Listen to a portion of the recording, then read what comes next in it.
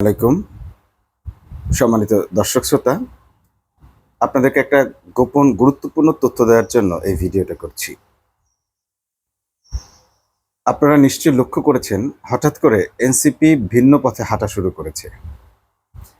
এতদিন তারা যে আন্দোলনের সাথে একাত্মতা ঘোষণা করে জামাত, এবি পার্টি, গণ অধিকার পরিষদ এবং ইসলামী দলগুলো একই ধারায় হাঁটছিলেন, তারা হঠাৎ করে তাদের হাঁটার গতি চেঞ্জ করেছেন, তাদের রুট চেঞ্জ করেছেন।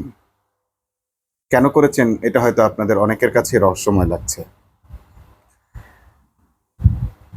আজকে এনসিপির একটা অনুষ্ঠান ছিল, সেই অনুষ্ঠানটার একটা ভিডিও ক্লিপ দেখলাম, যেখানে হাসনাত বলছে যে তারা জামাতের সঙ্গে যুগপৎ আন্দোলনে যাচ্ছে না। অর্থাৎ এই কথাটা বলছে সালাউদ্দিন আহমেদকে, অর্থাৎ তাকে কনভিন্স করছে। এনসিপির অনুষ্ঠানে এসেছে কারা?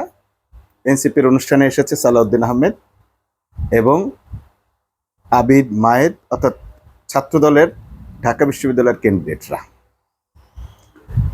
আপনারা হয়তো এতক্ষণে কিছুটা আঁচ করতে পারছেন যে এনসিপি হঠাৎ ভিন্ন পথে হাঁটতে শুরু করেছে কেন। হ্যাঁ, এর মূল কারণ ঢাকা বিশ্ববিদ্যালয়ের নির্বাচন। সেই নির্বাচনে হাসনাতরা জামাতের কাছে, শিবিরের কাছে একটা দাবি জানিয়েছিল, আর সেটি হচ্ছে তারা জানতো যে এখানে সমস্ত প্যানেলের সবগুলো ভোট, প্যানেল মানে পুরো প্যানেলে শিবির জিতবে, এটা তারা জানতো। এবং জানতো বলেই তারা নেগোসিয়েশনে গিয়েছিল যে অন্তত বাকচাষকে এবং ছাত্রদলকে একটা আসন, একটা সিট, একটা প্যানেলের একটা পদ, একটা কি পদ বলে এগুলোকে, সেক্রেটারিয়েট পদ যেন দেওয়া হয়, সম্পাদকীয় পদ যেন তাদেরকে দেওয়া হয়। অর্থাৎ তারা ডাকসু নির্বাচনের একটি সম্পাদকীয় পদ পাওয়ার জন্য নেগোসিয়েশন করেছিল ছাত্র শিবিরের সঙ্গে, জামাতের সঙ্গে। জামাত এটা সম্পূর্ণ ছেড়ে দিয়েছে শিবিরের উপর, অর্থাৎ জাতীয় রাজনীতির সাথে কিংবা লেজুর বৃত্তির রাজনীতির সঙ্গে শিবিরকে তারা জড়াতে চাননি। আর তারা শিবিরের সঙ্গে যখন আলোচনায় গেছেন, ঢাকা বিশ্ববিদ্যালয়ের শিবির পুরোপুরি এটা অস্বীকার করেছে। তারা বলেছে এটা সম্পূর্ণ ছাত্রদের এখতিয়ার, তারা যাকে ভোট দিয়ে যেভাবে যা নির্বাচিত করবে সেই হবে ডাকসুর প্রতিনিধি। এখানে ছাত্রদের ভোটকে ভিন্ন খাতে প্রবাহিত করে কোনো 2 নম্বরই করা কিংবা ম্যানিপুলেট করার কোনো সুযোগ তারা রাখবে না। অবশেষে তারা ঢাকা বিশ্ববিদ্যালয়ের ভাইস চ্যান্সেলরের সঙ্গে একটা উচ্চ পর্যায়ের বৈঠক দেয় এবং সেই বৈঠকে মামারা ছিলেন। তারা পর্যন্ত নেগোশিয়েট করার চেষ্টা করেছেন যে অন্তত একটা সম্পাদকীয় পদ যেন হয় বাকশাসকে, নাহলে ছাত্রদলকে যেন দেওয়া হয়। কিন্তু তিনিও ব্যাপারটায় অপারগতা প্রকাশ করেন এবং আমরা দেখলাম বাকশাস সেখানে লজ্জাজনকভাবে হেরেছে এবং ছাত্রদলও সেখানে গোহারা হেরেছে। এই ডাকসুর পর থেকে এনসিপির ভেতরে নতুন দ্বন্দ্ব শুরু হয়েছে, তারা নতুন পথ খুঁজতে শুরু করেছে। অবশেষে তারা যে পথটা পেয়েছে সেটি হচ্ছে জাতীয় রাজনীতিতে তারা জামাতের সঙ্গে একসঙ্গে চলার পথ পরিহার করার সিদ্ধান্ত নিয়েছে এবং তাদের উপদেষ্টা মাহফুজ আলমও তাদেরকে একই উপদেশ দিয়েছে যে আর কোনো প্রক্সি মওদুদিস্ট পার্টি হওয়া যাবে না। এটা কেন বলেছে? মূলত এনসিপির জন্মই হয়েছিল বিএনপির বিরোধিতার জন্য, বিএনপিকে ট্যাকল করার জন্য। কারণ বিএনপিকে প্রতিহত করতে পারার মতো বিএনপি টাইপের একটা দল দরকার ছিল, সেকুলার দল দরকার ছিল। ইসলামী দলগুলোকে কর্নার করে ফেলার একটা রাস্তা আছে, কিন্তু সেকুলার দল বনাম সেকুলার দল হলে তাকে প্রতিহত করা বিএনপির জন্য সহজ হবে না, এই ভেবে এনসিপিকে একটি স্পেস দেওয়া হয়েছিল। এবং আপনারা জানেন যে তাতে জামাত যথেষ্ট সহযোগিতাও করেছে ম্যান পাওয়ার দিয়ে।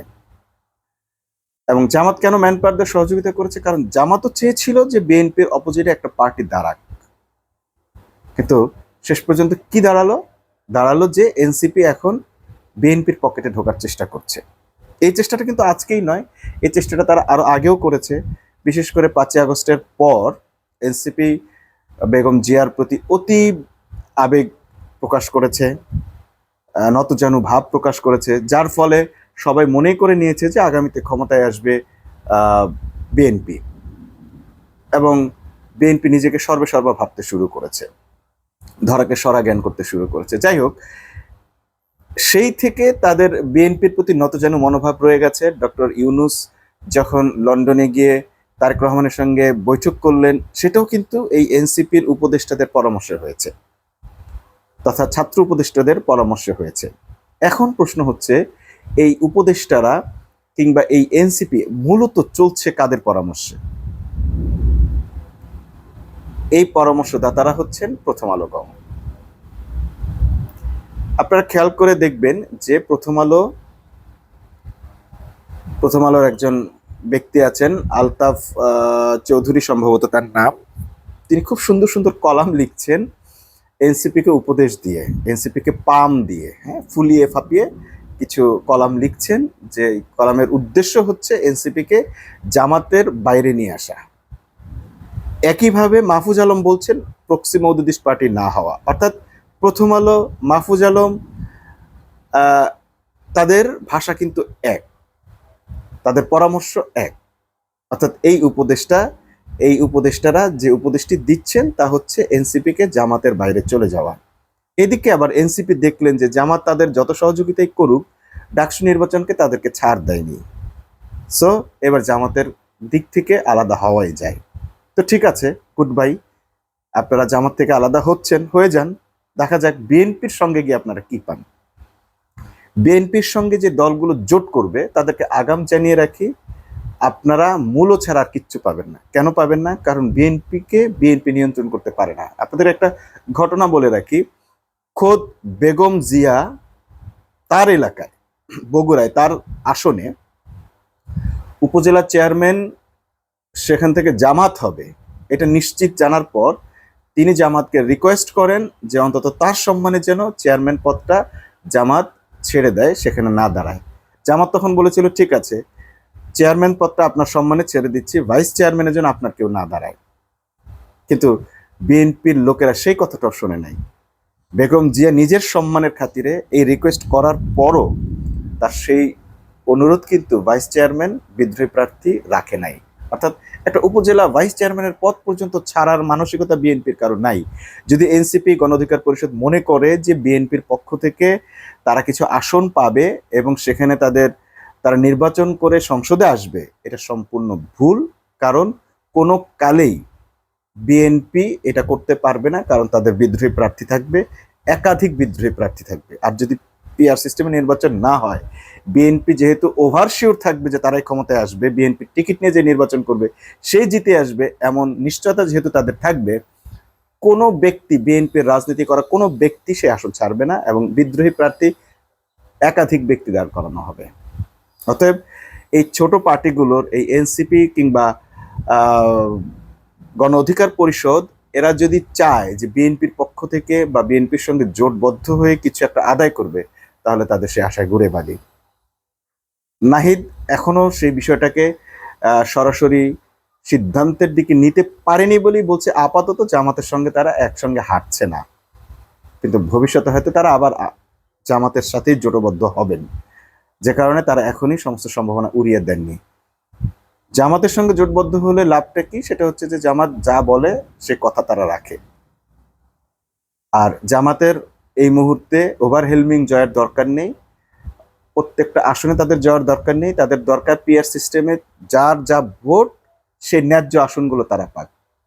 30 ভাগ ভোট পেয়ে 100 ভাগ মানুষের উপর শাসন চালানোর দরকার নাই, কিংবা 250 আসন নিয়ে বা 2/3 মেজরিটি নিয়ে সংসদে একটি ইমব্যালেন্স পাওয়ার সৃষ্টি করার দরকার নেই। যা খুশি তাই করার স্বেচ্ছাচারিতার পাওয়ার কারো পক্ষে পাওয়া দরকার নেই। অর্থাৎ আরেকটি ফ্যাসিবাদ রুখে দেওয়ার চেষ্টাই করছে জামাত। এখন এতে যারা সম্মত থাকবেন তারা পিআর এর আন্দোলনে যুগবদ্ধভাবে হোক, আলাদাভাবে হোক, ভয়েস রেজ করে হোক, একসঙ্গে থাকবেন অথবা থাকবেন না। যেটাই ঘটুক, আন্দোলন করে জামাত যে সাফল্য আনতে পারে সেটি জামাত অতীতে দেখিয়েছে। এবারও আপনারা নিশ্চিত থাকেন জামাতের আন্দোলন সফল হবে ইনশাল্লাহ।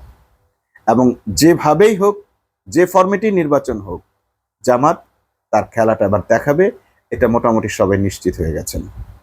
আমরা এখন সে খেলা দেখার অপেক্ষায়।